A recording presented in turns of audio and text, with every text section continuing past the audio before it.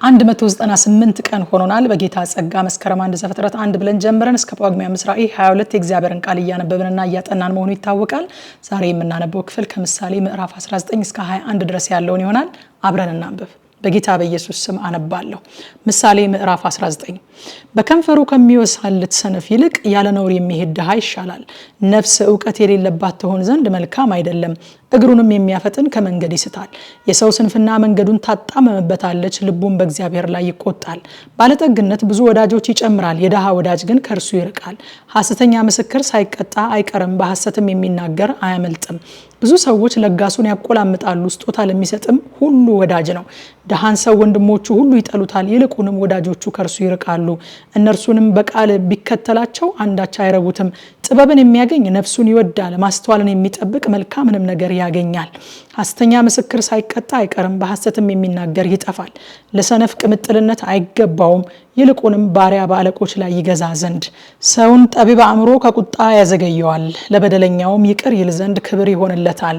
እንደ አንበሳ ግሳት የንጉሥ ቁጣ ነው፣ ሞገሱም በመስክ ላይ እንዳለ ጠል ነው። ሰነፍ ልጅ ለአባቱ ሐዘን ነው፣ ጠበኛ ሚስት እንደማያቋርጥ ነጠብጣብ ናት። ቤትና ባለጠግነት ከአባቶች ዘንድ ይወረሳሉ፣ አስተዋይ ሚስት ግን ከእግዚአብሔር ዘንድ ናት። ተግባር መፍታት እንቅልፍን ታመጣለች፣ የታካችም ነፍስ ትራባለች። ትእዛዝን የሚጠብቅ ነፍሱን ይጠብቃል፣ መንገዱን ቸል የሚል ግን ይጠፋል። ለድሃ ቸርነትን የሚያደርግ ለእግዚአብሔር ያበድራል፣ በጎነቱንም መልሶ ይከፍለዋል። ተስፋ ገና ሳለች ልጅህን ገስጽ፣ መሞቱንም አትሻ።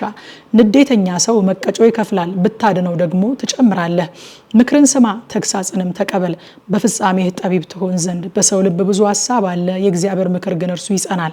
የሰው ቸርነት የእርሱ ፍሬ ነው፣ ከሐሰተኛ ባለጠጋም እውነተኛ ድሃ ይሻላል። እግዚአብሔርን መፍራት ወደ ሕይወት ይመራል፣ የሚፈራውም ጠግቦ ይኖራል፣ ክፉ ነገርም አያገኘውም። ታካች ሰው እጁን በወጭቱ ያጠልቃታል፣ ወደ አፉስ እንኳ አይመልሳትም። ፌዘኛን ብትገርፈው አላዋቂ ብልሃተኛ ይሆናል። አስተዋይን ሰው ብትገስጸው እውቀትን ያገኛል። አባቱን የሚያስከፋ እናቱን የሚያሳድድ የሚያሳፍርና ጎስቋላ ልጅ ነው። ልጄ ሆይ ተግሳጽን ከሰማህ በኋላ ከእውቀት ቃል መሳሳትን ተው። ወስላታ ምስክር በፍርድ ያፌዛል፣ የኃጥአንም አፍ ክፋትን ይውጣል። ለሚያፌዙ ሰዎች ፍርድ ተዘጋጅታለች፣ ለሰነፎችም ጀርባ በትር።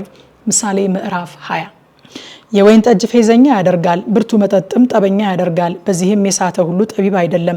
የንጉሥ ቁጣ እንዳንበሳ ግሳት ነው፣ የሚያስቆጣውም ሰው የራሱን ነፍስ ይበድላል። ከክርክር ይርቅ ዘንድ ለሰው ክብሩ ነው፣ ሰነፍ ሁሉ ግን እንዲህ ባለህ ነገር ይጣመራል። ታካች ሰው በብርድ ምክንያት አያርስም፣ ስለዚህ በመከር ይለምናል፣ ምንም አያገኝም። ምክር በሰው ልብ እንደ ጠሊቅ ውሃ ነው፣ አእምሮ ያለው ሰው ግን ይቀደዋል። ብዙ ሰዎች ቸርነታቸውን ያወራሉ፣ የታመነውን ሰው ግን ማን ያገኘዋል? ጻድቅ ያለ ነውር ይሄዳል፣ ልጆቹም ከእርሱ በኋላ ምስጉኖች ናቸው። በፍርድ ወንበር የተቀመጠ ንጉሥ ክፉውን ሁሉ በዓይኖቹ ይበትናል። ልቤን አነጻው ከኃጢአትም ጠራሁ የሚል ማን ነው? ሁለት አይነት ሚዛንና ሁለት አይነት መስፈሪያ፣ ሁለቱ በእግዚአብሔር ፊት ርኩሳን ናቸው። ሕፃን ቅንና ንጹሕ መሆኑ በሚያደርገው ስራ ይታወቃል። የሚሰማ ጆሮንና የሚያይ ዓይንን ሁለቱን እግዚአብሔር ፈጠራቸው። ድሃ እንዳትሆን እንቅልፍ አትውደድ፣ ዓይንህን ክፈት እንጀራም ትጠግባለህ። የሚገዛ ሰው ክፉ ነው ይላል፣ በሄደ ጊዜ ግን ይመካል። ወርቅና ብዙ ቀይ እንቁ ይገኛል፣ የእውቀት ከንፈር ግን የከበረች ጌጥ ናት። ለማያውቀው ከተዋሰ ሰው ልብሱን ውሰድ፣ ለእንግዳ የተዋሰውንም እርሱን አግተው። የሐሰት እንጀራ ለሰው የጣፈጠ ነው፣ ከዚያ በኋላ ግን አፉ ጭንጫ ይሞላል። ሐሳብ በምክር ትጸናለች፣ በመልካም ምክር ሰልፍ አድርግ። ዘዋሪ ሐሜተኛ ሚስጥርን ይገልጣል፣ ከንፈሩን የሚያሞጠሙጥ ሰውን አትገናኘው። አባቱን ወይንም እናቱን የሚሰድብ በድቅድቅ ጨለማ መብራቱ ይጠፋል። በመጀመሪያ ፈጥኖ የተከማቸ ርስት ፍጻሜው አይባረክም። ክፉ እመልሳለሁ አትበል፣ እግዚአብሔርን ተማመን እርሱም ያድንሃል። ሁለት አይነት ሚዛን በእግዚአብሔር ዘንድ አጸያፊ ነው፣ ሐሰተኛ ሚዛንም መልካም አይደለም።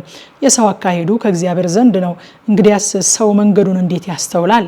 ሰው በችኮላ ለእግዚአብሔር የተቀደሰ ነው ብሎ ቢሳል ከተሳለም በኋላ ቢጸጸት ወጥመድ ነው።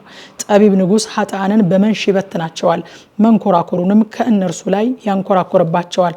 የሰው መንፈስ የእግዚአብሔር መብራት ነው፣ የሆዱን ጉርጆዎች ሁሉ የሚመረምር። ቸርነትና እውነት ንጉሥን ይጠብቁታል፣ ዙፋኑም በቸርነት ይበረታል። የጎበዛዝት ክብር ጉልበታቸው ናት፣ የሽማግሌዎች ጌጥ ሽበት ነው። የሰንበር ቁስል ክፉዎችን ያነጻል፣ ግርፋትም ወደ ሆድ ጉርጆዎች ይገባል። ምሳሌ ምዕራፍ 21 የንጉስ ልብ እንደ ውሃ ፈሳሾች በእግዚአብሔር እጅ ነው፣ ወደ ወደደው ያዘነብለዋል። የሰው መንገድ ሁሉ በዓይኑ ፊት የቀናች ትመስለዋለች፣ እግዚአብሔር ግን ልብን ይመዝናል። እግዚአብሔር ከመስዋዕት ይልቅ ጽድቅንና ቅን ነገርን ማድረግ ይወዳል። ትዕቢተኛ ዓይንና ደፋር ልብ የኃጥአንም እርሻ ኃጢአት ነው። የትጉህ ሐሳብ ወደ ጥጋብ ያደርሳል፣ ችኩል ሰው ግን ለመጉደል ይቸኩላል። በሐሰተኛ ምላስ መዝገብ ማከማቸት የሚበንን ጉም ነው። ይህንን የሚፈልጉ ሞትን ይፈልጋሉ፣ ቅን ነገርን ያደርጉ ዘንድ አይወዱምና። የኃጥአን ንጥቂያ ራሳቸውን ያጠፋቸዋል፣ የበደለኛ መንገድ የጠመመች ናት። የንጹህ ሥራ ግን የቀና ነው። ከጠበኛ ሴት ጋር በአንድ ቤት ከመቀመጥ በውጪ በቤት ማዕዘን ላይ መቀመጥ ይሻላል። የኃጥእ ነፍስ ክፉን ይመኛል፣ በፊቱም ባልንጀራው ሞገስን አያገኝም። ፌዘኛ ቅጣትን በተቀበለ ጊዜ አላዋቂ ሰው ጥበብን ያገኛል፣ ጠቢብም ቢማር እውቀትን ይቀበላል። ጻድቅ ስለ ኃጥእ ቤት ያስባል፣ ኃጥአንም ለጥፋት እንደተገለበጡ። የደሃውን ጩኸት እንዳይሰማ ጆሮን የሚደፍን ሰው ራሱ ይጮሃል አይሰማለትም። ስጦታ በስውር ቁጣን ታጠፋለች፣ የብብትም ውስጥ ጉቦ ጽኑ ቁጣን ታበርዳለች። ፍርድን ማድረግ ለጻድቅ ደስታ ነው፣ ኃጢአትን ለሚያደርጉ ግን ጥፋት ነው። ከማስተዋል መንገድ የሚሳሳት ሰው በሙታን ጉባኤ ያርፋል። ተድላ የሚወድ ድሃ ይሆናል፣ የወይን ጠጅና ዘይትን የሚወድ ባለጠጋ አይሆንም። ኃጥእ የጻድቅ ቤዛ ነው፣ በደለኛም የቅን ሰው ቤዛ ነው። ከጠበኛና ከቁጡ ሴት ጋር ከመቀመጥ በምድረ በዳ መቀመጥ ይሻላል። የከበረ መዝገብና ዘይት በጠቢብ ሰው ቤት ይኖራል፣ አእምሮ የሌለው ሰው ግን ይውጠዋል። ጽድቅንና ምሕረትን የሚከተል ሕይወትንና ጽድቅን ክብርንም ያገኛል። ጠቢብ የኃያላንን ከተማ ይገባባታል፣ የሚታመኑበትንም ኃይል ያፈርሳል። አፉንና ምላሱን የሚጠብቅ ነፍሱን ከመከራ ይጠብቃል። ኩሩና ተጓዳጅ ሰው ፌዘኛ ይባላል፣ እርሱም በትዕቢት ቁጣ ያደርጋል። ታካችን ምኞቱ ትገድለዋለች፣ እጆቹ ይሰሩ ዘንድ አይፈቅዱምና። ኃጥእ ቀኑን ሙሉ ምኞትን ይመኛል፣ ጻድቅ ግን ይሰጣል አይሰስትም። የኃጥአን መስዋዕት አጸያፊ ነው፣ ይልቁንም በክፉ ሐሳብ ሲያቀርቡት አጸያፊ ነው። ሐሰተኛ ምስክር ይጠፋል፣ የሚሰማ ሰው ግን ተጠንቅቆ ይናገራል። ኃጥእ ፊቱን ያጠነክራል፣ ቅን ሰው ግን መንገዱን ያጸናል። ጥበብ ወይም ማስተዋል ወይም ምክር በእግዚአብሔር ላይ የለም። ፈረስ ለጦርነት ቀን ይዘጋጃል፣ ድል ግን ከእግዚአብሔር ዘንድ ነው። ከምሽቱ 3 ሰዓት በኢትዮጵያ ሰዓት አቆጣጠር እንደ ሁልጊዜው የእግዚአብሔርን ቃል እናጠናለን። በቀጥታ ስርጭት በቲክቶክ እና በቴሌግራም ቻናላችን እንጠብቃችኋለን። ኑና እናጥና። ሻሎም